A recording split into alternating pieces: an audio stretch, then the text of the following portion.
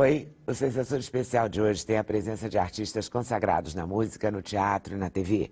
E a gente começa celebrando o talento da Lia Luft e seus 50 anos de carreira na literatura.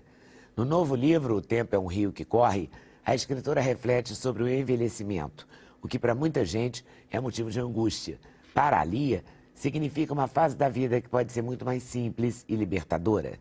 A gente tem assim uma visão de que a passagem do tempo, o envelhecimento é uma deterioração, quando na verdade ele é uma transformação, do bebê para a criança maior, para o adulto, são sempre transformações. A música brasileira deve muito ao talento de Aguinaldo Raiol e Ângela Maria, duas estrelas que se reuniram num show para comemorar os 53 anos de carreira do Aguinaldo Raiol. Esse encontro histórico aconteceu durante um cruzeiro em alto mar e deu origem ao DVD Aguinaldo Raiol e Amigos. Eu tive o prazer de ter ao meu lado essa estrela maior da música brasileira, de todos os tempos, que é a Ângela Maria. Eu vou sair daqui vaidosa. Eu tenho até parece que você não sabe disso. Eu tenho adoração por ela. Ela sabe disso. A atriz Beth Faria esteve no Sem Censura lembrando vários momentos e sucessos dela na carreira. A Beth marcou época com seu talento e sua beleza. Ela falou também no programa sobre a vaidade e a ditadura da beleza nos dias de hoje. Acho que eles queriam a Tieta de 25 anos atrás, 20 anos atrás, aquela coisa Tieta toda metida gostosa. E eu tinha ido tomar um banho e hoje uma mulher de 70 anos, entendeu? É outra coisa. E muito bem. Eu acho, muito obrigada. Excelente. Aliás, sobre vaidade, nós conversamos também com a psicóloga Eda Fagundes. A Eda explicou a relação da vaidade com o orgulho e com a inveja e como esses sentimentos podem complicar a vida e a busca pela felicidade. Ela está associada à necessidade de uma pessoa se sentir superior à outra. Então, isso é que é vaidade. E não tem a ver só com o físico. 50 anos de carreira na literatura, reconhecimento e sucesso. Lia Luft celebra e reflete sobre o passar dos anos no novo livro O Tempo é um Rio que Corre. A Lia compartilha memórias, reflete sobre a vida e a morte e comemora o que para ela é uma das maiores conquistas do envelhecimento, a simplicidade. Há 50 anos você lançava seu primeiro livro, é isso? 50 anos de carreira literária é uma loucura, né? O primeiro eu tinha 24 anos, foi um livrinho de poesia, ganhou um prêmio do Instituto Estadual do Livro em Santa Cruz, foi editado. Depois publiquei mais um, mais outro, até que em 80 saiu As Parceiras, aí eu comecei uma carreira literária, né? Grande editora, e coisa nacional. E outro dia, vendo ali, eu digo, nossa, 1964? Então, estou com 50 anos de carreira literária, coisa assustadora. Clarice Lispector tinha uma frase, de repente tinham se passado 20 anos. Aí pensei, de repente tinham se passado 50 anos. A coisa meio assustadora. É assustador. Né? Mas o tempo tem sido assim, né? Tem passado numa velocidade estonteante mesmo. Você não acha, não, para tudo e por tudo? Eu acho que nos momentos ruins o tempo passa muito devagar. Nos momentos bons ele corre. Né? É uma coisa muito pessoal também, né? É uma coisa muito pessoal. Mas você consegue fazer do tempo um tema e mexe com a gente de uma maneira tão especial, né? E de novo a gente está com o tempo aqui. Tempo sempre foi um dos meus temas, né? Cada escritor ou cada artista tem, de modo geral, seus temas recorrentes, né? O meu é a questão do drama existencial, os encontros, a família, o valor da vida, a questão da morte, uma série de coisas assim. E eu já tive, inclusive, tem um romance chamado Ponto Cego, em que o tempo chegou a ser um personagem, né?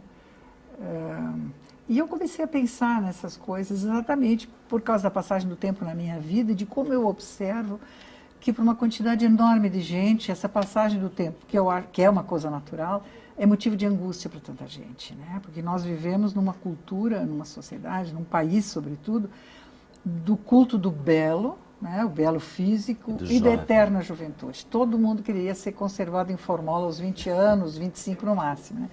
E isso, primeiro, que não é natural, né, e é motivo de muita angústia, né, de muita aflição.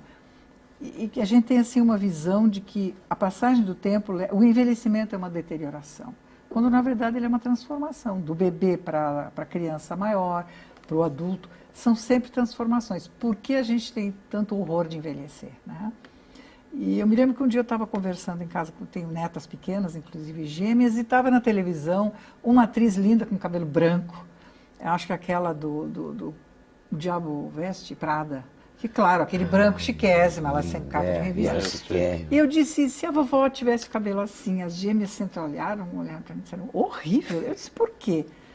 Ah, não, porque aí fica velho. Digo, mas a vovó já tá velha? Não, vó, tu só é meio velha. É muito engraçadinho isso, eu comento assim, que é coisa amorosa. Não, vó, tu só é meio velha. Digo, mas qual é o problema de ser velha? Aí uma pensou e disse, porque velho está mais perto da morte. Né?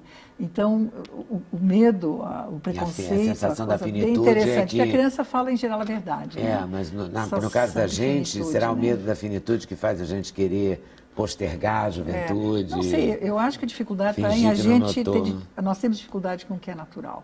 Né? A passagem do tempo é natural. A passagem do tempo é uma coisa natural. Mas como nós temos medo, porque também o preconceito, né? Nós não gostamos de usar a palavra velho, então inventamos as que eu acho umas besteiradas lá de não acha terceira pior? idade, Eu acho pior melhor que velho. idade. E pior ainda, escrito melhor idade, uma palavra só. Eu acho muito pior. Né? Acho muito pior. Também Tá acho. velho, por que eu não botar velho? Melhor velho Então do eu que comecei melhor a idade. refletir muito sobre essa questão do horror da velhice, aquela coisa idealizada. Ah, a infância é a melhor fase da vida. Será? Na infância, em primeiro lugar, você também adoece, você também morre, você também tem perdas, teu pai morre, os pais separam. A criança não quer separar, né? Esse tipo de coisa. E todo mundo manda na gente. Né? Eu tive uma infância maravilhosa, mas eu queria ser adulta ainda, então todo mundo mandar em mim, uma educação meio severa. Quando você é jovem, juventude é a melhor fase. Será? Tem coisas maravilhosas, mas você tem que mostrar serviço, tem que escolher, vai casar, não vai casar, vai ter filho, fazer vestibular, Vai fazer mercado de faculdade, trabalho. o que você vai ser quando O que vai crescer? ser? Vai casar, não vai casar, vai ter filho, mais um filho. Então, há uma coerção social muito grande quando você ainda é jovem, indeciso, né? Depois, quando você está maduro, maturidade, bom, e agora? O que eu fiz da minha vida? O que eu estou fazendo? Então, me parece que... E tem coisas boas também no envelhecimento. Ah, mas você fica doente. Moço também fica doente. O número, por exemplo, de adolescentes suicidas é muito maior do que se pensa, só que não sai no obituário, claro. Então, nasceu dessas reflexões e também um pouco de achar uma certa graça dessa história toda, né? Aí lembrei que um dia eu estava com a Tônia Carreiro, estava fazendo 80 anos e um jornalista, nós estávamos numa casa de uns amigos, disse, Tônia, como é que você lida com o envelhecimento, com a velhice? Ela é uma pessoa muito rápida, assim, bem-humorada. Ela disse, eu acho ótimo, porque a alternativa seria a morte.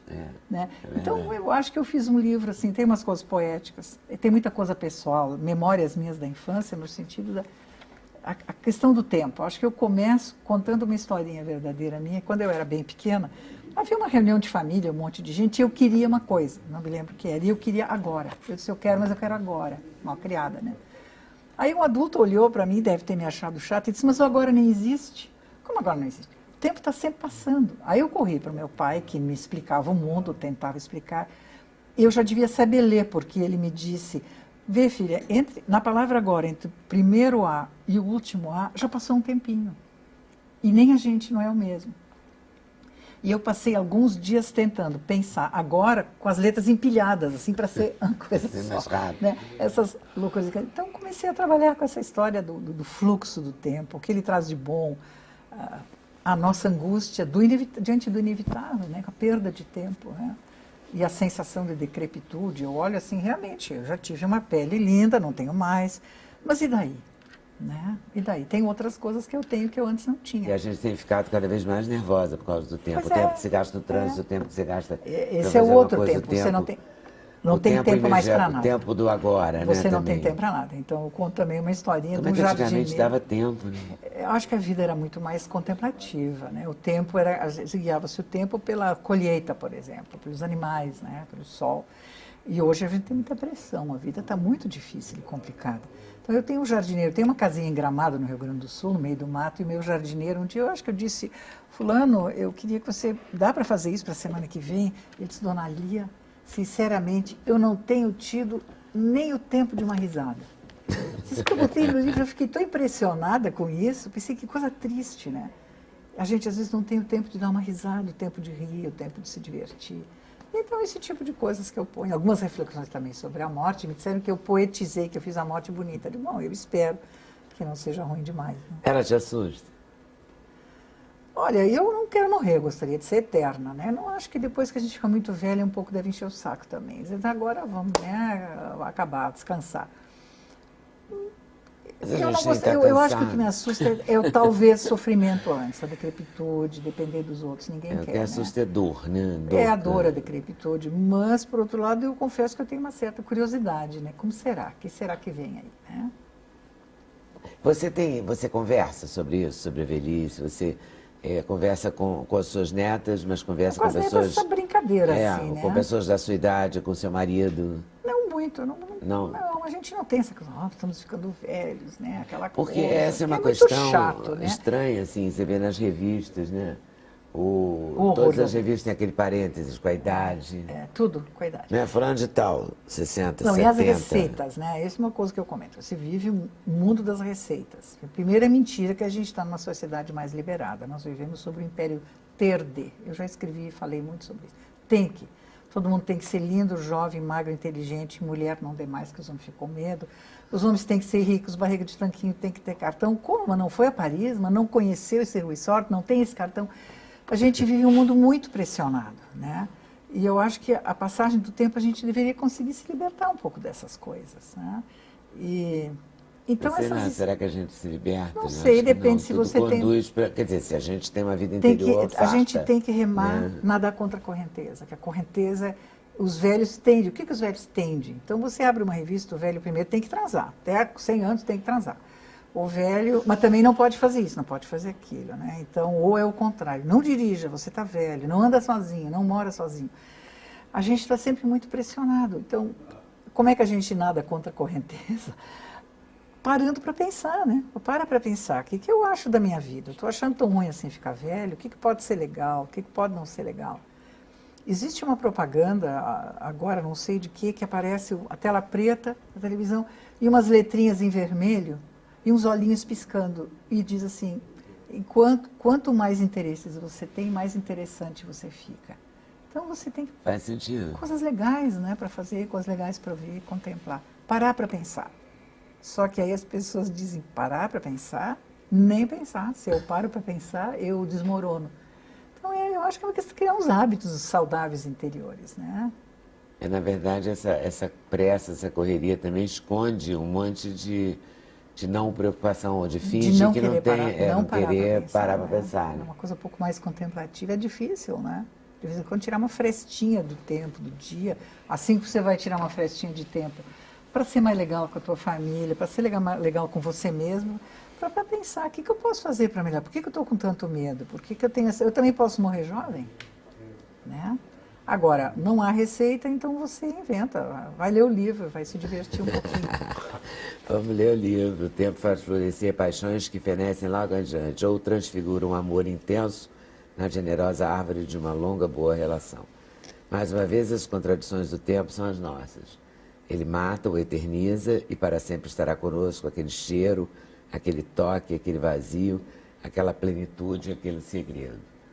Saudades de outros tempos? Não, pois é. Outro dia um jornalista me disse, a senhora escreve no começo muito sobre a infância e não foi dolorido? Eu achei estranho. Por que seria dolorido? Não, porque ela não existe mais. Mas a infância não é a melhor fase, não é a única fase. Cada fase tem seu encanto. A velhice também tem seu encanto. Aí eu conto uma história de uma moça que toda atlética, correndo, passou por um jardim e uma velhinha estava agachada cuidando das flores. A menina parou, tomou um gole daquele coisa que as meninadas tomam e disse, ai, que bom o dia que eu tiver a sua idade, que eu não preciso mais correr para manter a forma. Aí a velhinha olhou e disse, pois é, que bom que eu tenho a minha idade e posso cuidar das minhas rosas. Então tudo tem seu encanto. É que a gente fica muito pressionado, a coerção social. A gente vive um pouco uma cultura da futilidade, né? Tem que ser assim. Vive Pois muito. É, um pouco muito, né? Eu quis ser simpática. Não tá, Mas vamos falar a verdade, não está demais? Eu acho. Tem que ter a bolsa tal, tem fila na loja tal para comprar a bolsa tal. Oi? Entendeu? E é uma coisa fortunosa, gasta-se muito dinheiro, ter. Né? Também, virou uma pressão. A pressão essa, toda é para ter. E tem também essa coisa um pouco do bom humor e da alegria, né? Eu me lembro do meu amigo e compadre Érico Veríssimo, me disse uma vez, Lia, a verdade é a seguinte, há momentos ou fases na vida em que o humor é até mais importante do que o amor. Ele quis dizer isso. Aí eu digo, não, estou envelhecendo, um dia vou ser velhinha, mas a gente não precisa ser chata. E a tendência é, de repente, você ficar horrorizada com a passagem do tempo, ficar assustada. Fica uma velha chata, cobradora, de mau humor. E aí você fica sozinha. Às vezes não é porque os filhos não prestam, é porque você está muito chato. Tem que ter Pode ser. interesses, tem que ter interesses, né? Agora, uma coisa estranha, olhando... Claro que falar é fácil, né? Escrever é fácil também. Escrever é fácil? Para Para você é fácil, é impossível. É a minha profissão, né? Para você é fácil. Você escreve de manhã, de noite, tem que ter Quando silêncio, eu tô- como é o seu não. ritmo? Eu normalmente gosto de escrever no meu escritório, na minha casa, que é bem pequeno, onde estou com meus livros, meus CDs, meu computador. Eu, em geral, sou mais produtiva e sou melhor de manhã. Eu acordo muito cedo, meu marido, a gente gosta de acordar quando o sol está nascendo, essa coisa da manhã, eu acho uma energia muito legal. Então, eu digo assim, de manhã eu estou inteligente, de tarde, medos ou medos, de noite eu vejo televisão e deu. Eu acho que é o relógio biológico meu. De manhã eu trabalho cada um, bem, né? né? Eu trabalho rápido, gosto E você é um pouco a secretária dali ou não? Você tem pessoas que fazem essas coisas? Não. Às vezes alguém liga a casa da Dona Lia, eu posso falar com a assessora dela, que está falando com a própria. Não, a minha vida é muito simples, eu simplifico muito as coisas, né? Fica muito chato. Eu já tenho empregadas, imagina, eu vou ter uma secretária aí. Um dia eu comentei com Lígia Fagundes Telles, há muitos anos atrás, você não tem uma secretária? Diz, imagina se ela não tem nada para fazer, tem aquela moça dentro de casa me olhando com ar implorativo, o que eu faço agora? Não tenho nada disso, é tudo muito simples. Eu falei que você escreve toda semana, ou então você escreve de 15 em 15 dias. Então, o seu ritmo é faz 10 muito... anos. É melhor, né? Porque você tem 15 dias para... Pediram para Não tem escrever aquela de coisa 15 em obrigatória, 15, né? não, já tem essa obrigação de 15 em De 15. 15 em 15. E aí você pensa temas, você... Os temas estão aí, né? Não, eles gritam com você, eles gritam para você. Eu devo ou entregar terça-feira à tarde o artigo daquela semana. Em geral, segunda de manhã eu começo a dizer para o meu marido, Vicente, não tenho ideia de nada, o que eu vou escrever? Mas, de repente, eu sento ali, as coisas estão dentro da gente, né? As preocupações, as ansiedades, as alegrias.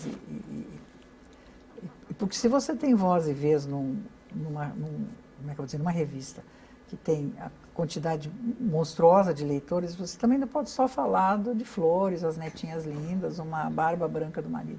Então, eu acho que eu gosto muito de fazer, Você gosta de trabalhar, né?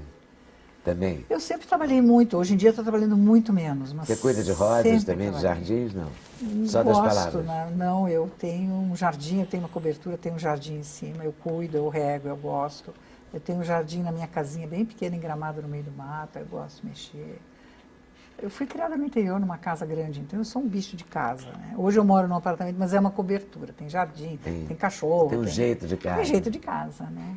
A gente falou do tempo aqui com a Lia Luft, que deu a honra da presença dela hoje aqui. Eu vou aproveitar esse tema, Padre Fábio de Mello. A gente ganha o presente dele, porque ele tem, eu achei na internet uma fala dele sobre a utilidade e a inutilidade do ter ligado ao tempo e à velhice e tal. A gente não vai poder exibir inteiro, porque é grande, tem uns 4 minutos, tirei os 2 minutos e meio, mais ou menos, do centro da questão, para a gente ver.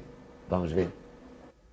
Pensando tanto que a juventude é cheia de obrigações. Semana passada mesmo eu estava pensando, gente, como é difícil você ser jovem, você ter o direito de se cansar, né? O velho não. Ele pode ficar cansado a hora que ele quiser, ele pode deitar a hora que ele quiser, ele pode dormir a hora que quiser. O máximo que vai ter é alguém batendo nas costas dele e falando, diga não, mãe tá velha. A gente tem uma agenda tão pesada que muitas vezes não tem nem o direito de adoecer, né? E a velhice é esse tempo em que a gente tem o direito de viver essa doce inutilidade. Porque por mais que a gente se torne um velhinho esperto, né? Bem, muito esperto. Aquele amigo seu que não aceita, que envelheceu, né? Tem tipinho. Por mais que a gente não aceite, por mais que a gente seja um velhinho animado, esperto, a gente não tem como fugir disso. Mais cedo ou mais tarde na vida, a gente tem que experimentar esse território desconcertante da inutilidade. Eu sei que a palavra é pesada, mas esse é o movimento natural da vida. Perder a juventude, de alguma maneira, é você também perder a sua utilidade. É uma consequência natural da idade que chega. Quando o tempo sopra sobre nós essa poeira, né? Quando a gente vai perdendo as habilidades e as destrezas da juventude, a gente experimenta essa inutilidade que a velhice proporciona. Mas veja pelo lado bom, acho que a gente tem que ser otimista. A utilidade é uma coisa muito cansativa. Você ter utilidade para alguém é uma coisa muito cansativa. Tá certo? Realiza, humanamente falando, é interessante você saber fazer as coisas. Mas eu acredito que a utilidade é um território muito perigoso. Porque muitas vezes a gente acha que o outro gosta da gente. Mas não. Ele está interessado naquilo que a gente faz por ele. É por isso que a velhice é esse tempo que passa a utilidade e aí fica só o seu significado como pessoa. Eu acho que é um momento que a gente purifica, né? É um momento em que a gente vai ter a oportunidade de saber quem nos ama de verdade. Porque só nos ama, só vai ficar até o fim aquele que, depois da nossa utilidade, descobriu o nosso significado. Bonito isso. Não é bonito isso? Uau, gostei. Ah, também gosto, acho bonito, acho Gostei, forte. lindo, né? Depois da nossa Muito utilidade, descobrir o nosso significado. Valeu, Padre Fábio. Olha, que bom que você gostou, também gostei gostei muito, que bom. No próximo bloco, amigos e parceiros na música, a presença e a voz de duas estrelas MPB, Aguinaldo Raiol e Ângela Maria. Vale a pena conferir com certeza, hein? Já, já.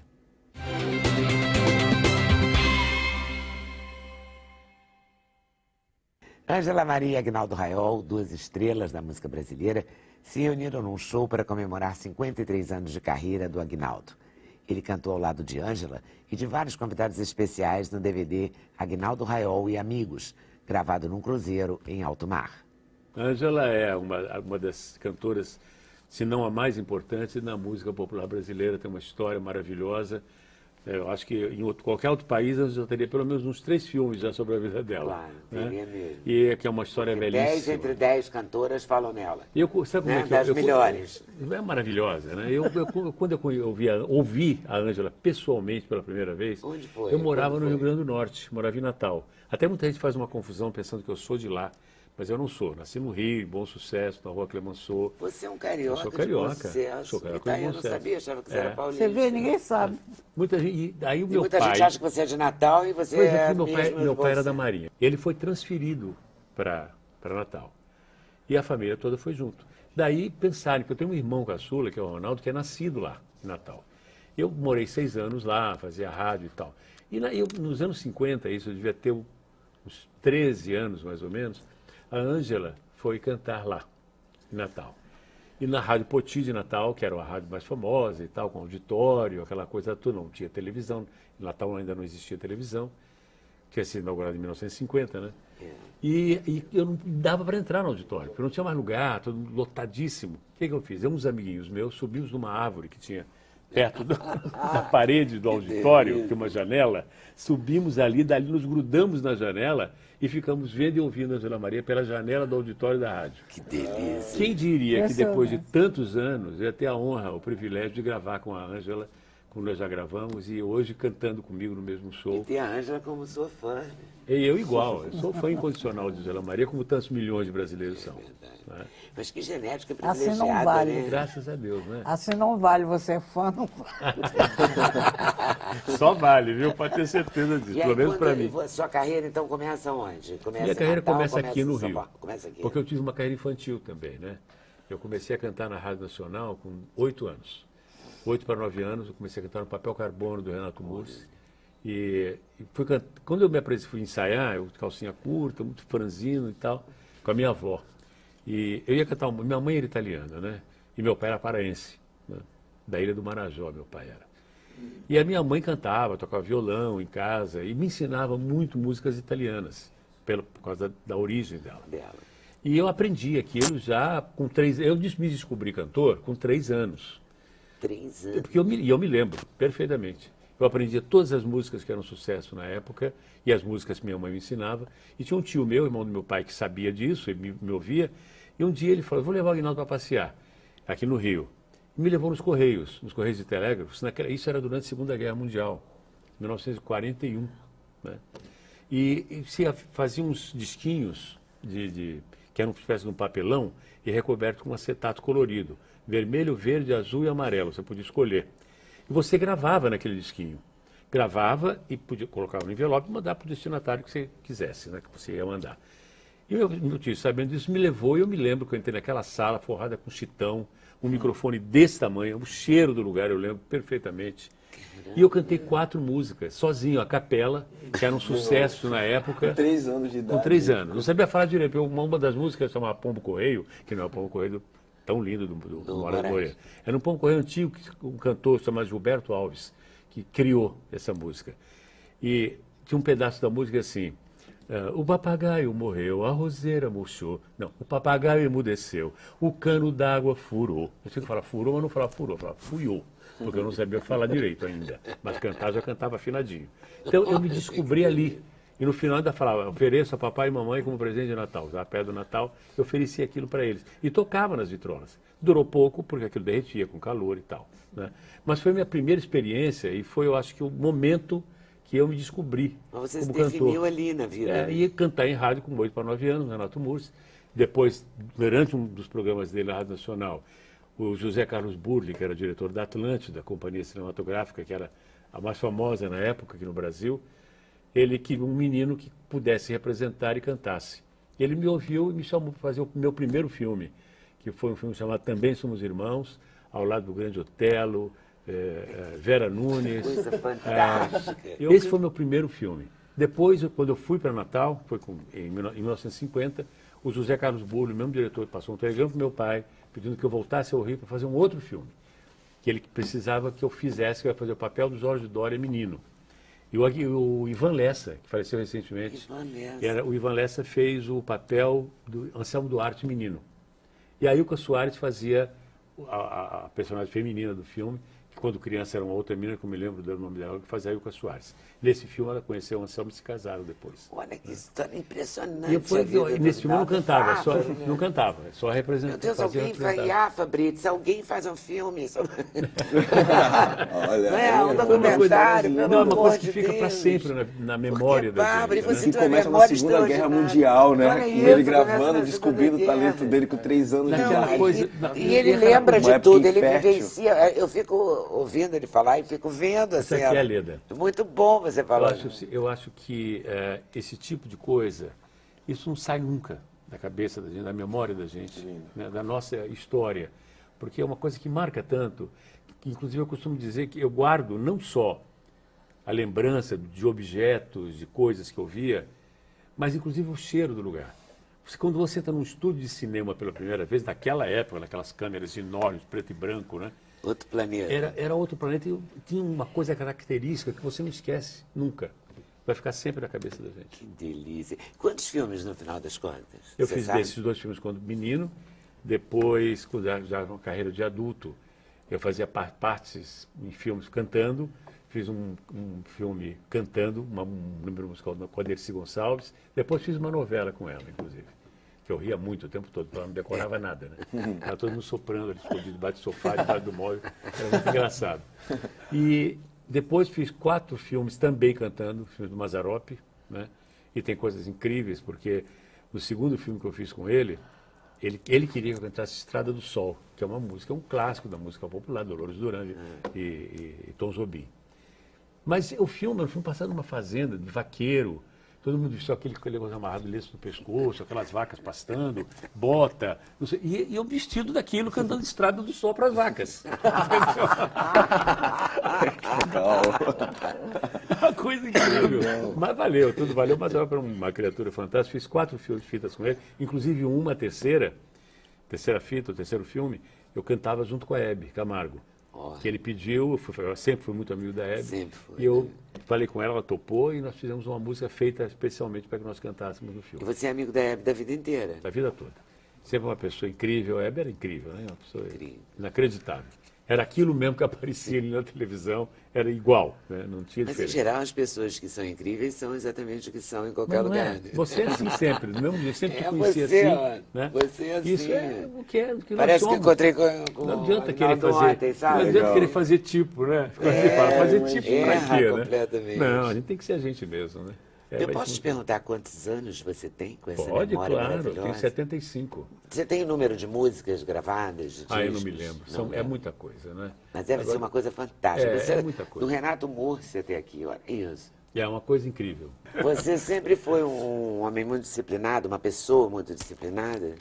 Eu acredito que não. Não? Não. Eu sou disciplinado no que eu faço. No seu ofício, né? No que eu faço, eu procuro fazer com a maior dignidade, que eu acho que é muito importante isso. Nunca estudei canto na minha vida.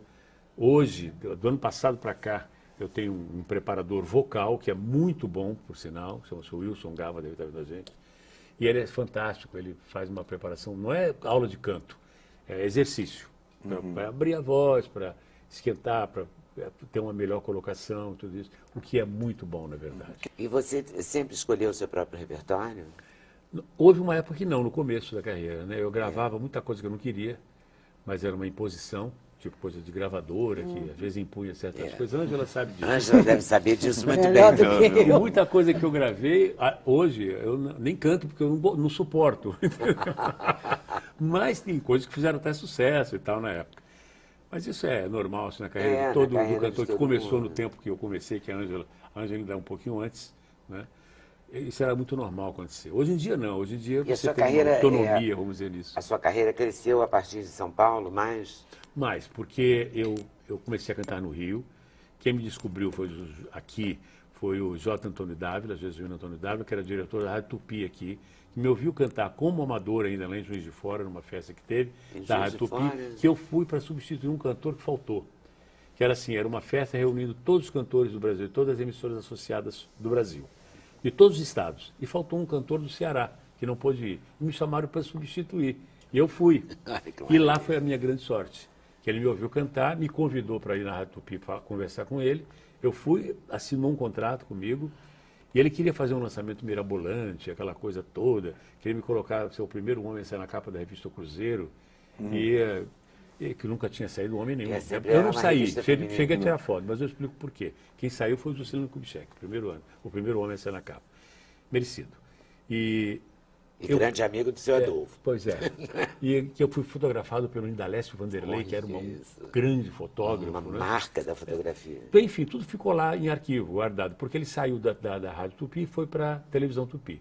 Ele não queria que eu cantasse, ele queria que eu esperasse um momento dele lançar como ele queria.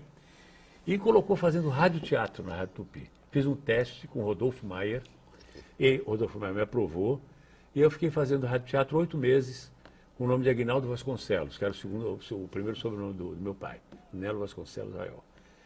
Eu, Aguinaldo Vasconcelos, 8 meses fazendo radioteatro, trabalhei junto com o Leonardo Magalhães, radioteatro, Paulo Porto, Wilton Franco, esse pessoal que fazia rádio também. Aí eu fui falar com ele, falei, olha, Dávila, por favor, me coloque em qualquer programa aí que eu quero cantar.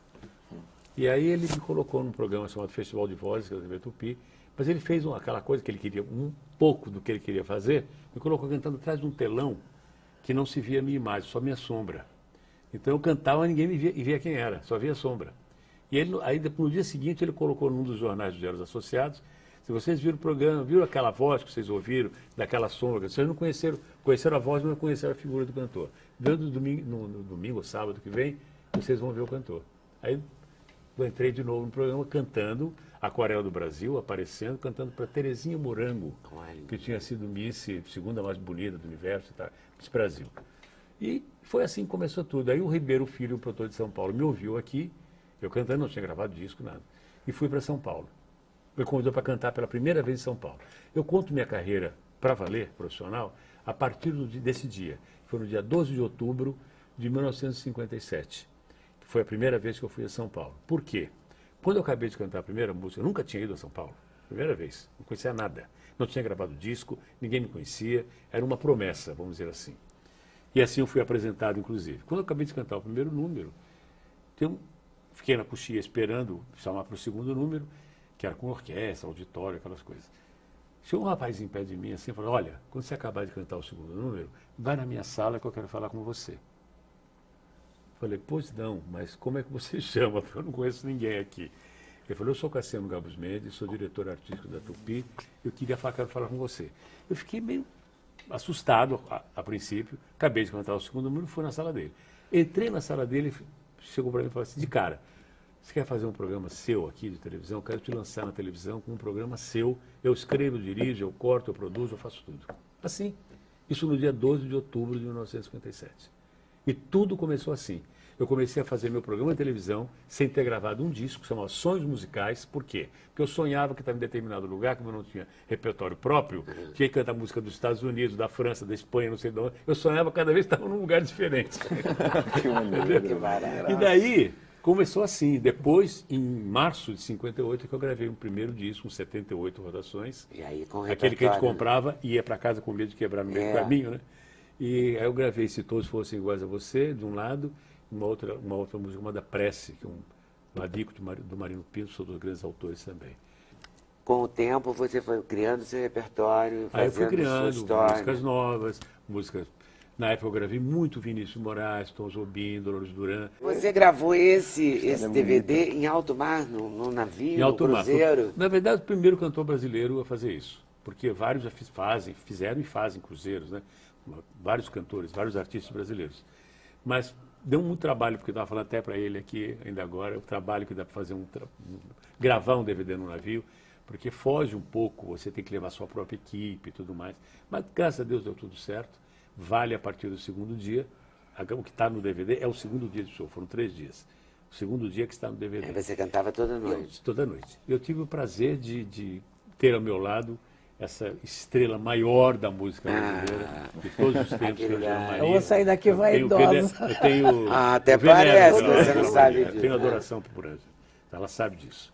E também tem comigo aí o Zé Adriane, o Simoninha, a Érica Rodrigues, que é uma menina de São Paulo, canta muito, né, Angela? Nossa, como E canta. o Alexandre Ares também, Ela que é hoje fez um cantor baita maravilhoso, sucesso. compositor. Ela é maravilhosa. Nossa. Ela é uma moça muito bonita. E ela é canta muito bem. bonita, passou a miss. E também eu peguei e fiz uma coisa que aconteceu, que a história se repete, vamos dizer assim.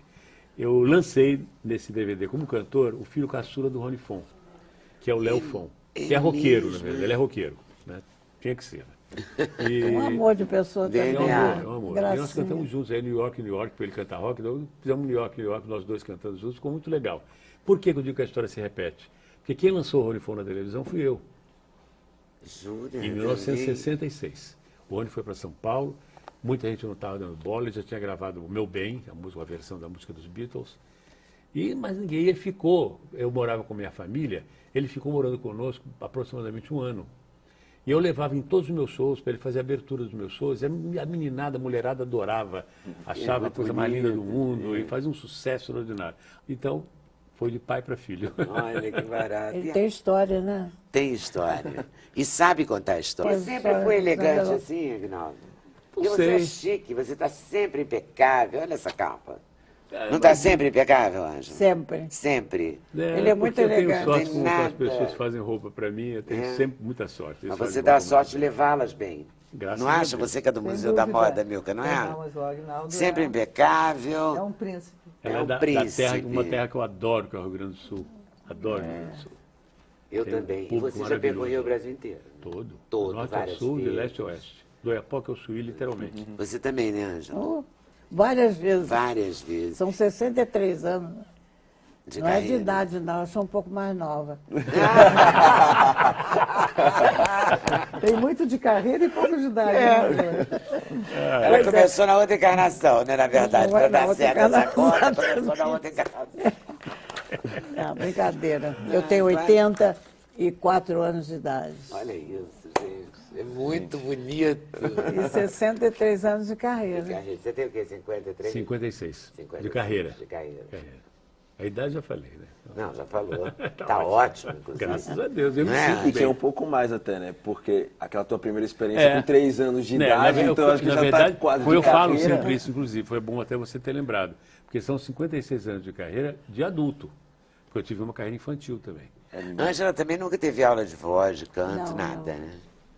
Não, nunca, nunca. A minha irmã sim fazia aula de canto, mas eu não, nunca fiz. Mas a Ângela sempre foi uma verdadeira aula, ela. Ela mesma.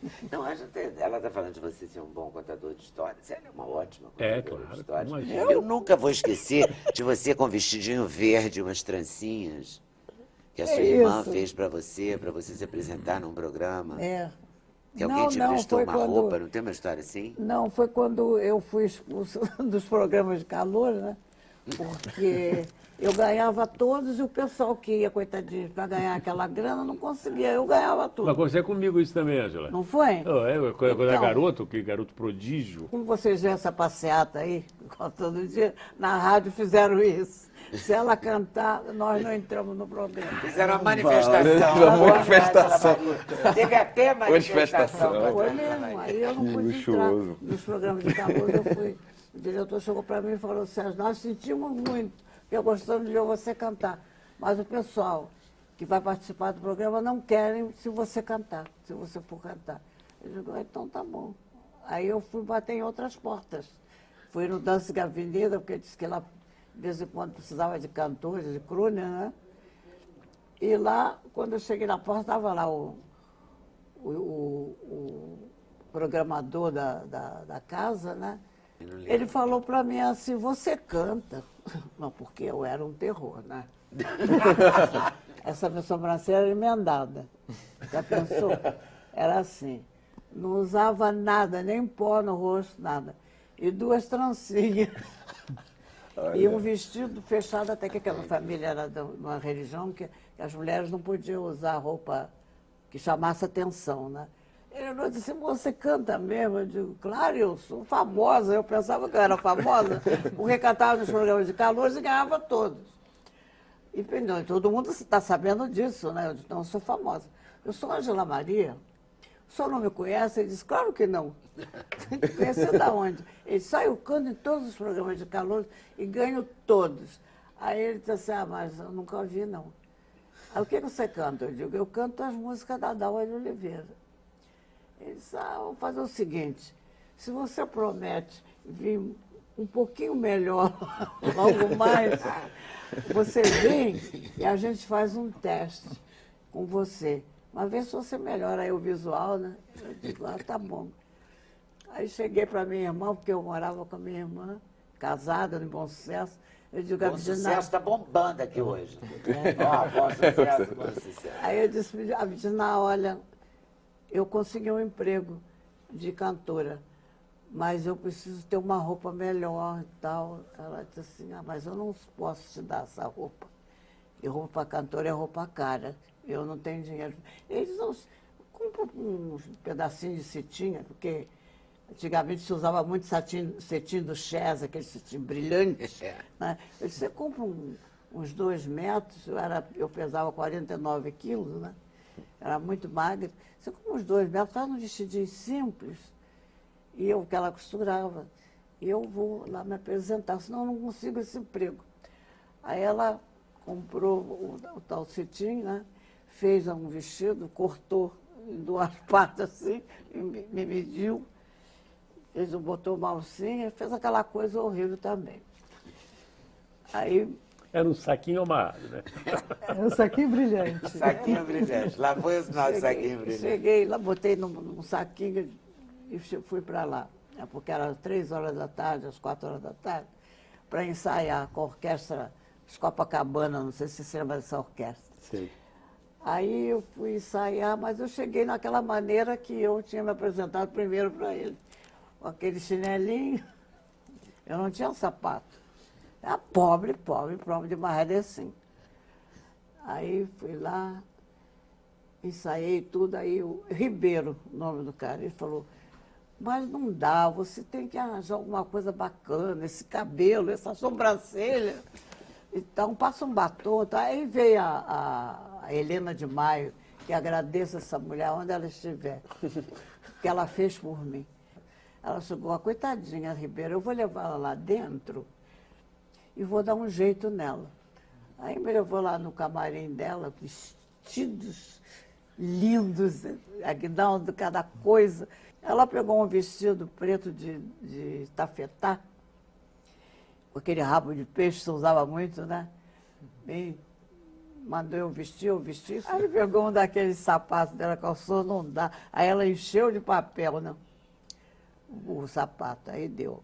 O que ela fez com a sobrancelha? A sobrancelha, ela fez a sobrancelha. Ela fez a sobrancelha. Fez a sobrancelha, bonitinha assim, pintou. Bom, a mulher me mudou, eu virei outra Transformação. pessoa. Transformação. Quando eu estou quase não, pronta, ele entra, o Ribeiro. Cadê a moça? Cadê a menina? Aí ela falou, que menina? Essa menina que você trouxe para pentear, para arrumar ela. Aí ela disse, aí, tá aí. Ele disse, o quê? Essa daí, aquela menina, ela disse, nossa, que transformação, Helena. Agora vai agradar, agora ela vai agradar. Então aí eu subi, né? Mas tinha uma coisa, se as moças, as bailarinas, me aplaudissem, gostassem, quando eu estivesse cantando, eu ficaria. Se elas me vaiassem, eu tinha que sair pelos fundos. Ah, meu Deus. E agora? Aí eu fui, dei o tom para o maestro, né? De Olhos Verdes. E eu cantava igualzinho a Dalva. Tudo a Dalva. Os agudos, interpretação. Eu nunca vi uma coisa igual. Não era? Ela fazia a Dalva de Oliveira e perfeita. Você jurava que era a Dalva de Oliveira. E a Dalva era amada, querida pelo público brasileiro na época. Ela estava com muito sucesso. Então eu subi, comecei a cantar Olhos Verdes. Eles estavam dançando. Tem uma coisa, não podia parar de dançar, porque por minuto era um furo naquele cartão delas. Cartão. E era 50 centavos cada furo. Então ela estava lá com o cartão dançando, eu comecei a cantar Olhos Verdes, parou. Todo mundo ficou assim. E eu digo que eu estou agradando. Então, quando terminou, todo mundo aplaudindo, aí ele subiu, o Ribeiro assim, se vocês continuarem fazendo isso que vocês fizeram agora, eu não vou contratar ela, não. Eu digo, Vocês param de dançar, né? porque vocês estão me dando prejuízo. Quantos furos fizeram? Nenhum. Porque é por minuto, né? Podia ser a música toda, mas por minuto ia furando o cartãozinho, 50 centavos. Aí elas, não. Deixa ela, nós vamos dançar. Aí eu continuei cantando o repertório de Dalva, mas elas dançando, passavam por mim, assim, eu no palco, elas riam. Felizes, né? Que maravilha. Sorrindo para mim. E você sorrindo feliz. Aí eu sorrindo para ela, E estava arranjou feliz, eu estou emprego empregada. também. Consegui um emprego. Muito. Aí eu só fiquei 3 meses lá, porque logo eu fui contratada pela RCA Victor e pela Marinque Veiga, porque esse lugar era muito frequentado pelo pessoal de rádio, né? Erasmo Silva, que era o divulgador da Odeon, ele estava toda noite lá. Ele pedia uma garrafa de água mineral, ficava ali sentado a noite toda com aquela garrafa de água mineral para assistir os cantores. E quando ele me viu, ele ficou louco. Chegou no Café Nisso e falou para o pessoal, olha, tem uma menina que canta lá no Danzig, ela é impressionante, é a Dalva de Oliveira. Aí todo mundo ia me ver. Quando não ia me ver, ia ver a Dalva, né? Ai, que vontade de ficar aqui o resto da minha ouvindo, tarde. né? Que Não, maravilhoso. Assim foi minha vocês vão carreira. prometer Tem que um muito dia mais. virão aqui, a gente vai falar vamos fazer um programa só com os dois. Vamos trazer no máximo o Daniel. Que Ângela Maria é precursora até nisso, né? Ela foi a primeira pessoa famosa a se casar com um homem mais E jovem. sair do armário.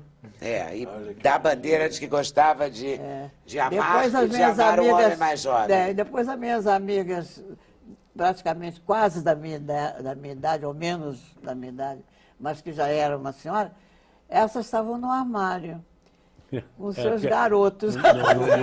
Não queriam dizer que gostavam de tinha vergonha. rapazes mais novos. É. E, aliás, o Daniel é uma pessoa incrível. Não, Eu agradeço ele é muito ao uma Daniel. pessoa maravilhosa. Porque tenho todas maior as carinho, vezes- porque eu vi isso, essa história... Ele é a Não, minha toda vez que eu vida. peço alguma coisa com referência à Ângela para o Daniel, ele é muito solícito, nunca negou nada. Ele é incrível. Né? E a Ângela nem muito se sério. fala, né? A Ângela é Mas uma muita querida. gente fez fofoca, né? Não foi? Também tiveram que engolir, né? Porque isso estão aí aí não vai juntos há demorar quantos um mês, anos? 2 meses, imagina. 30 Todo e mundo... tantos. Quem apostou entrou pelo cano. Porque já tem 34 anos. 34 anos. Vai fazer 35 agora. E hoje já não tem mais problema com isso. Não, Já mas não ela... se tem mais precursora, Mas ela pagou né? o preço do pioneirismo, né? Ela foi pioneira Verdade. nisso. A seguir, um bate-papo sobre sucesso, talento e vaidade, com a presença da atriz Beth Faria e da psicóloga Eda Fagundes. A gente volta em instantes.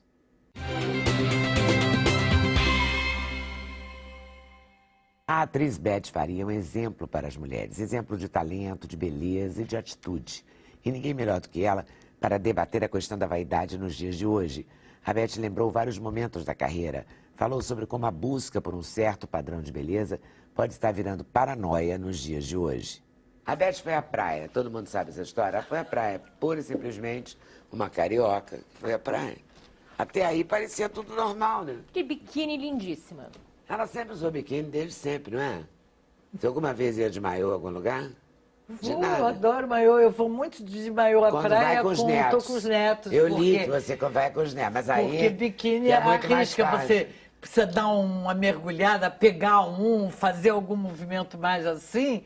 Se está de O maiô maiô, é mais você não corre o confortável. risco de pagar o mico. E as pessoas botaram foto, protestaram, e ela respondeu de um jeito adorável, que queriam o quê? Que eu viesse de burca, né? Foi uma coisa assim.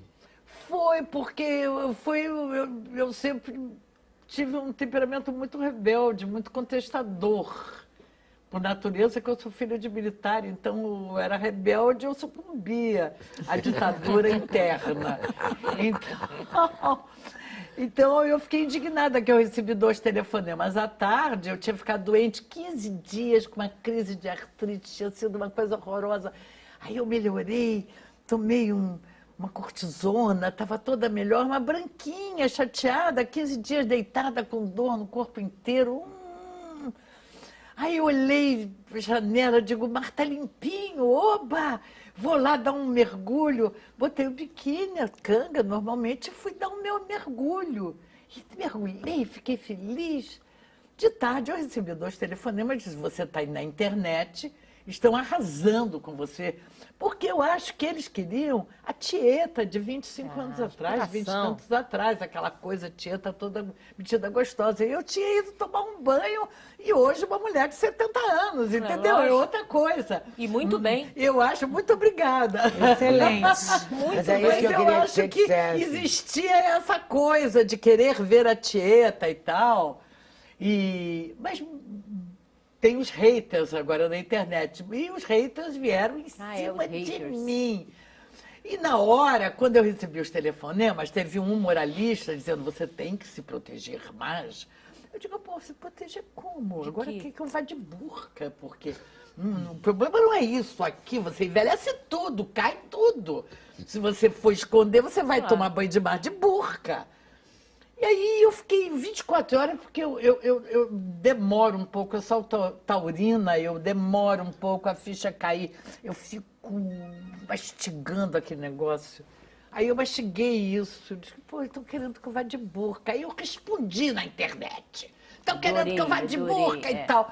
Mas eu vi que isso foi uma liberação para as mulheres mais velhas, Claro que que estão foi. entrando no outono da vida. Isso aí. Foi uma varada de soltura, é um foi outono ótimo.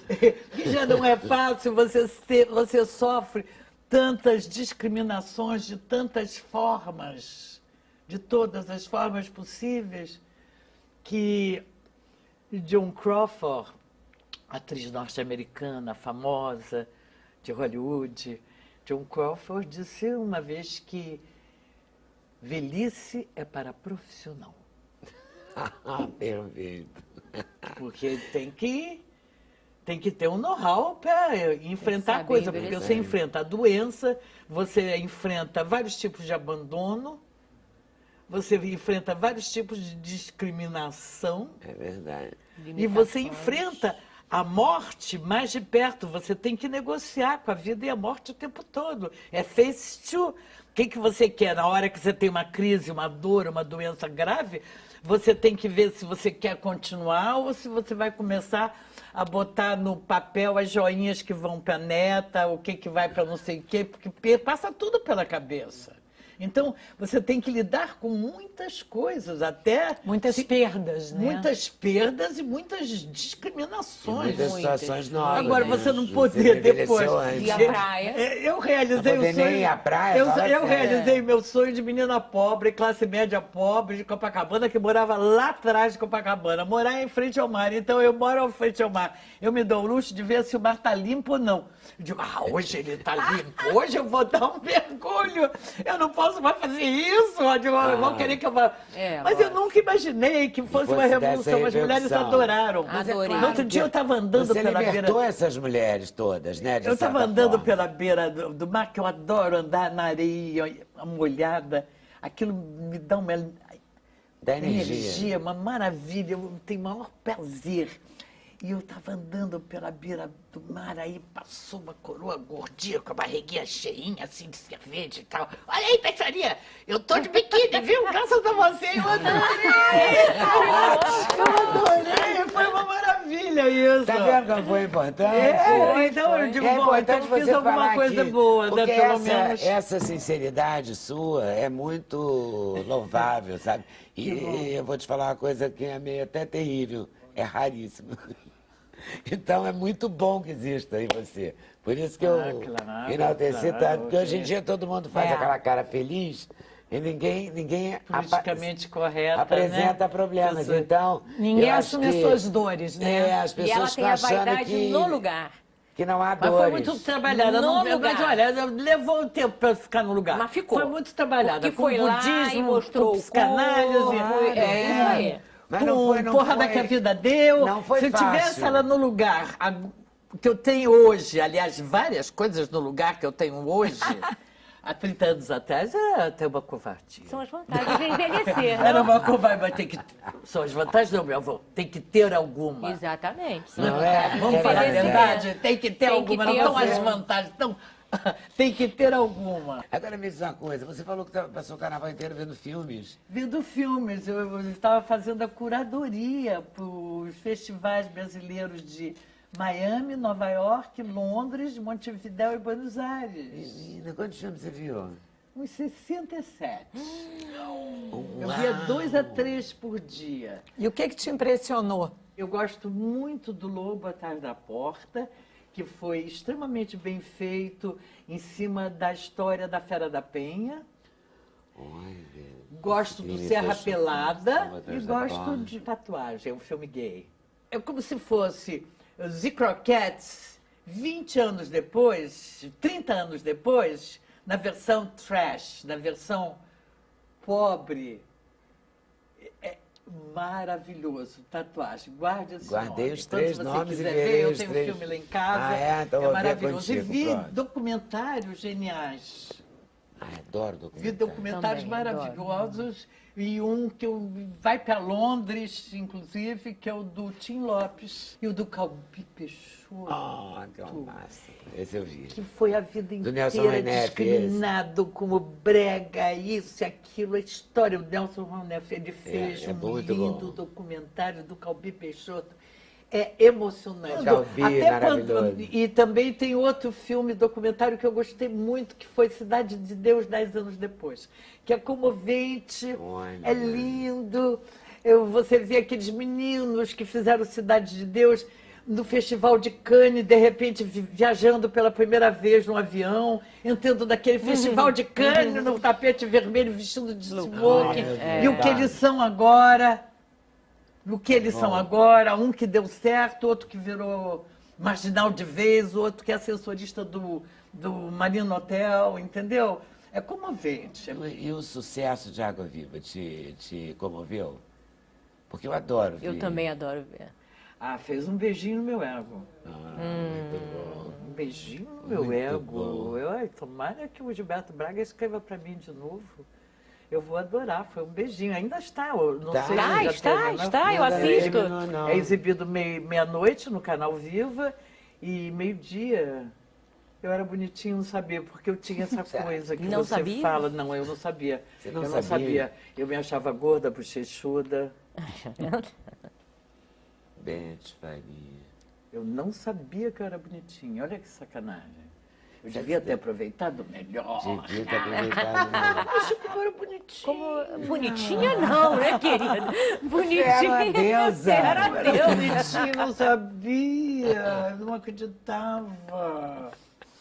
Eu vi Tieta, todos os capítulos, era apaixonada. também. Já sou, e você continua com o mesmo jeitinho, né? É a vaidade em Mesmo, pessoa, mesmo. né? É a foto do programa, do tema do programa, é a vaidade ela. feminina em pessoa, né? Porque ela conseguiu preservar O físico, a mente, o humor, A a lucidez, alegria a e principalmente a sinceridade, a expressão a alegria. facial transparente e fortíssima. Né? Beth é um escândalo. Você acha? Eu acho, Por isso tenho que eu queria certeza. muito Mas que ela isso é um viesse. trabalho. Sim, isso é produto de muitos anos, natural. Um trabalho de psicanálise, um trabalho de budismo, que eu gosto muito da filosofia budista, do Mas o Sutra de principal Lotus. é um tema que nós hoje falamos muito como médicos, né? Mas já está embutido na nossa cultura, é a assinatura genética. Vem talvez dos seus pais também, dos dois ou de um Meu dos pai dois? tinha o senso de humor apurado. Com 90 anos, depois do almoço, eu sentei ao lado dele. Ele disse, engraçado, aqui está parecendo o meu apartamento. Eu disse, mas papai, você está no seu apartamento? Ele olhou para mim e disse assim, eu estou ficando gaga. E caiu na gargalhada. Isso aí é um homem intelectual que lia não sei quantos livros. Eu herdei uma biblioteca inacreditável. Um homem que fala isso e dá uma risada, isso é um senso de humor. Com É certeza. verdade. Você acha que é uma assinatura genética? Assinatura genética favorável, que eu diria. Muito bom. Positiva. A vaidade, o desejo de atrair a atenção do outro, de ser admirado, de se admirar, seja pela inteligência, pela cultura, pela beleza. A psicóloga Eda Fagundes falou dos limites e dos extremos da vaidade. O lado negativo, que pode ameaçar a convivência, e o lado positivo, que reforça a autoestima e a confiança. Vaidade demais, todo analista desconfia. Todo analista desconfia. Vaidade, leigamente, quando a gente fala uma pessoa é vaidosa, parece um elogio, né? Até certo ponto é um elogio. Ela é cuidadosa, ela cuida dela, ela cuida do cabelo, ela cuida da aparência, ela cuida dos modos, ela cuida. Mas a vaidade, na verdade, é um pecado capital, né? E a vaidade, por que ela é um pecado capital? Porque ela não está associada a isso. Ela está associada à necessidade de uma pessoa se sentir superior à outra. Então, isso é que é vaidade. E não tem a ver só com o físico, né?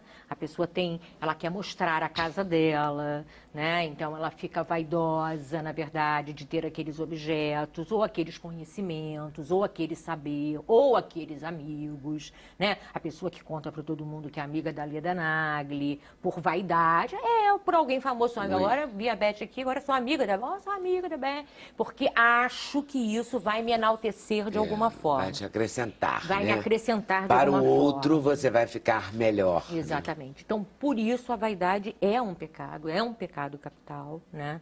Ele está associado ao orgulho, à soberba, né? E ao egoísmo, né? Então, assim, é considerado um destruidor, na verdade, assim, da saúde psíquica de uma pessoa. Não esta vaidade de querer estar saudável, bonita, conservada e bem, né? Mas essa vaidade geral, né, que faz com que eu precise me sentir sempre melhor do que o outro. São pessoas insuportáveis, na verdade, né? As excessivamente... Não, são insuportáveis, porque tudo delas é melhor, porque elas têm que competir o tempo inteiro, porque... E no físico, né, o que a gente vem percebendo em consultório muito é um transtorno de disformia. Né? É a pessoa que é perfeita, é normal, é bonita, mas ela está presa, ela se sente um ser que está preso num corpo que não é dela. Ainda que esse corpo seja um corpo bonito, um corpo normal, não estou falando de pessoas que têm um corpo necessariamente feio ou fora do padrão, né? Então são pessoas que não se veem, não se olham. Por que não é anorexia, nem bulimia? Porque não necessariamente tem a ver com magro ou gordo, né? Tem a ver com bonito ou feio. Então, assim, aquele detalhe que você não vê, né? A pessoa puxa uma bainha daqui e ela te mostra, olha isto! Mas aí quando você fala, olha isto, você acha que ela vai tirar uma barata de dentro da... Não, aí ela olha isto, o isto é um negocinho assim, e aquilo determina a vida dela. Ela não sai, ela não arruma namorado, então aí já é uma patologia, né? Hoje eu vejo muito isso acontecer, o não saber envelhecer, né? Por isso amei suas fotos na praia. Amei suas fotos na praia. Amei suas fotos na praia. E acho que você deveria ir de topless da próxima vez. Não, mas eu né? não vou porque eu não não tenho vontade, Claro, entendeu? a pessoa, né, é Se eu cobrada. tivesse vontade, eu até iria, mas não é... não era para chamar atenção, não era para o escândalo. Mas continua, eu estou adorando porque você depois falar. você vai falar porque sobre- tem muita coisa que você está falando, assim, que eu estou vivendo, eu estou convivendo, e eu tenho netas que têm amiguinhas, então eu estou prestando muita atenção a isso. E tudo que eu já vivi também com a minha vaidade e tal. E a cacetada que a vida me deu. Eu vou voltar num instantinho, porque eu me lembrei de um entrevistado que eu tinha. Tinha, porque ele está vindo pouco ao Brasil. É um cantor internacional famosíssimo. E toda vez que ele ia dar entrevista, eu tinha que mudar de lado. Era no Hoje, eu tinha uma poltrona que era que eu ficava e a outra poltrona que ficava o entrevistado. E eu tinha que trocar, ficar na poltrona do entrevistado. Porque ele tinha um lado que não podia aparecer. E aí um dia eu perguntei, falei, mas você tem um problema? Eu ficava até com medo de olhar para esse lado, sabe? Aí eu perguntei, eu fiquei com medo de ser um monstro, assim, né? E ter medo, sei lá. Aí perguntei um dia, também era muito jovem, fazia essas perguntas. Falei, o que você tem mesmo do lado esquerdo? Ele falou, você não notou uma cicatriz horrível. Quando ele virou, não tinha nada. Exatamente. Rigorosamente nada. Isso Ele aí. via uma cicatriz Horrível. que ele não possuía. Né? E sofre por isso. E ele sofria, Né? ele E pedia, a sofre assessoria vinha antes, questionava o Todo lugar, a um- assessora todo um processo. sentava, era um drama. É. Entendeu? E era um drama para ele, porque ele ia fazer foto com fã, ele era simpático com os fãs. Ele não era uma pessoa que não queria fazer a foto, ele só não queria fazer do lado esquerdo. Não queria que Daquele aparecesse a cicatriz. Porque aparecia Né? a cicatriz. E hoje a gente... De um a acidente que, na gente- verdade, estava na alma dele, essa cicatriz. Exatamente, a marca estava na alma dele. Porque não tinha fisicamente É isso, a pessoa puxa uma gordurinha, sério mesmo, uma coisa que você olha e diz, meu Deus, né? Então, assim, ou não, ou é isso aqui do nariz que é mais abertinho do que esse aqui.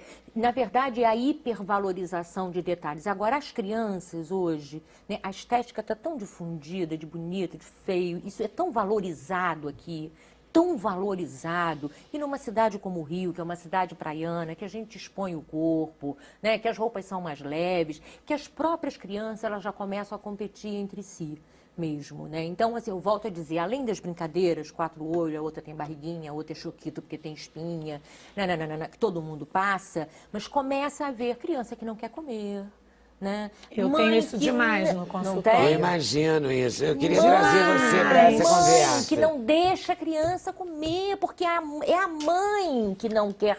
Isso é vaidade. Eu quero apresentar uma filha linda. Então, assim, se ela é mais gordinha, ela me Isso envergonha. deve ter muito a ver com muitos transtornos alimentares que surgem, porque conforme a Eda falou, o transtorno disforme, ele não é a mesma coisa que o transtorno alimentar, Não. mas ele pode vir acompanhado ou não, não. de um transtorno alimentar, porque muitas vezes essa menina que aos 15 anos começa a ficar preocupada com aquele meio centímetro a mais ou com a Deixa eu barriga de interromper. tanquinho, Aos 15 não, aos 10. aos 10, exatamente, falou tudo, é isso aí. Exatamente, Aos 10. Não querer botar biquíni para ir na piscina, Não porque tira a tem uma blusa na gordurinha praia. aqui que ninguém viu. É. Exatamente. Isso começa a fazer com que a pessoa construa uma relação corporal distorcida e uma relação distorcida também com o alimento. Então, por isso que é tão importante ter pessoas que tenham uma boa relação com o seu corpo e lidem com isso naturalmente. Aí eu tive aqui uma entrevistada, que ela é pioneira no transplante de, acho que de fígado, é uma mulher bem posta, chique e competentérrima. E ela me disse aqui, com os olhos cheios de água, que ela foi propor um transplante a uma mãe para salvar a filha, e a mãe respondeu para ela, não posso, porque não posso ter uma cicatriz desse tamanho, porque o meu companheiro detesta cicatriz. Pra salvar Ela falou, a você não está filha. entendendo, eu estou falando da vida da sua filha. Ela disse, não posso. Pra E você não ver. fez. E essa dicotomia, na verdade, essa relação... Mas isso é muito incentivado, né? Isso é muito incentivado. A gente tem mania de botar, todo mundo nesse Brasil tem mania de botar a culpa na mídia. Deve ser no mundo inteiro, é porque eu vivo aqui, então eu falo daqui. Mas é culpa da mídia.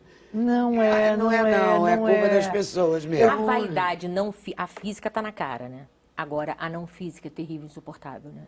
Aquela pessoa que tem que se sentir melhor o tempo inteiro, que ela arruma a casa dela, não pelo prazer dela, mas para que você vá lá e se sinta diminuída, né? Isso tem muito, né? Ela não se arruma porque ela fica bem bonita, ela se arruma porque ela quer que a outra se sinta pior do que ela. Essa vaidade, ou vaidade, eu faço caridade, quer...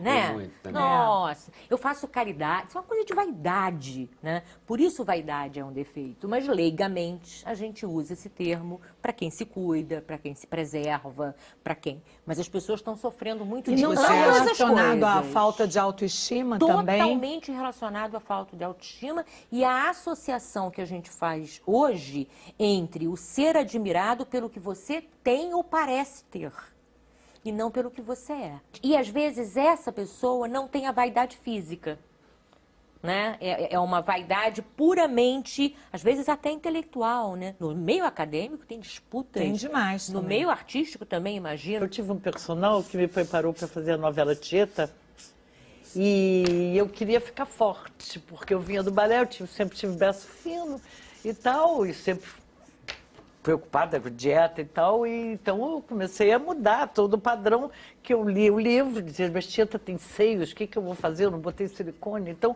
eu queria ficar cheia aqui. E o personal ficou cuidando de mim durante 6 meses intensamente. Ele me abriu as portas para alimentação, ele descobriu que o açúcar que eu tomava do Nescau de noite não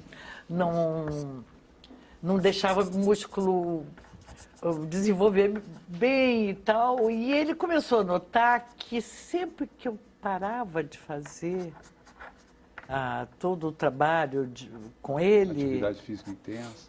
Intensíssima. É porque eu tinha ficado triste. Então, tinha baixado a minha Imunidade celular, como nós chamamos, eu ficava e aí desencadeia triste, ficava gripadinha. Você pode observar que quando está triste e você tem uma virose, essa virose ela é mais grave, ou pode abrir porta para uma pneumonia, uma virose respiratória. Porque Então baixa não a é só uma imunidade. Então, lenda, daí né? a minha Não é lenda, pergunta... não. Com câncer, uma Mas pessoa, você falou que é uma mulher que preconceito se isso. prepara a vida inteira, cuidando do corpo, se achando linda, preocupada com a celulite, botando Mas silicone. nós estimulamos, hoje em dia, independente de que tipo de neoplasia que o paciente tenha, ele no curso do tratamento, ele é estimulado, isso é uma técnica mais ou menos atual, chamada medicina integrativa, onde nós estimulamos que ele faça psicoterapia, que ele faça educação física, que ele faça tai chi chuan, que ele faça embelezamento com a Alessandra e assim por diante, para ele elevar a autoestima. Perder peso é fundamental, porque Curar a a onda quimioterapia, utilizando corticoide e outros medicamentos para evitar náuseas e vômitos, o paciente retém líquido, começa a ganhar peso, come um pouco mais, porque achando que ele vai ter um suporte nutricional exagerado, ele vai ficar mais forte, ele vai ter mais resistência. Ao contrário, nós estimulamos, só tem que manter o seu peso habitual, só tem que manter sua atividade física, e alguns centros oncológicos no mundo afora têm até quase que uma academia de ginástica acoplado para poder desenvolver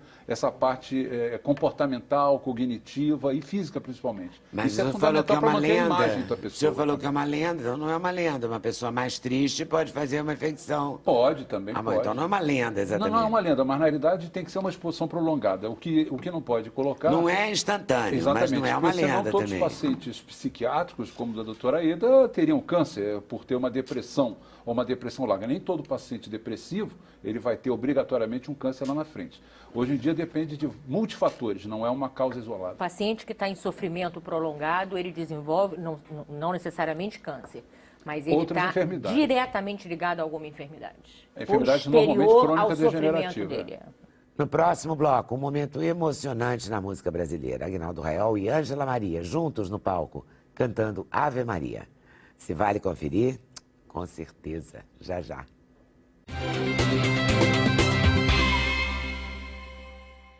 A gente encerra esse especial de hoje em grande estilo, com a música e o talento de 2 estrelas da MPB, Aguinaldo Raiol e Ângela Maria, cantando juntos a Ave Maria, um momento emocionante do DVD Aguinaldo Raiol e Amigos. Ave Maria.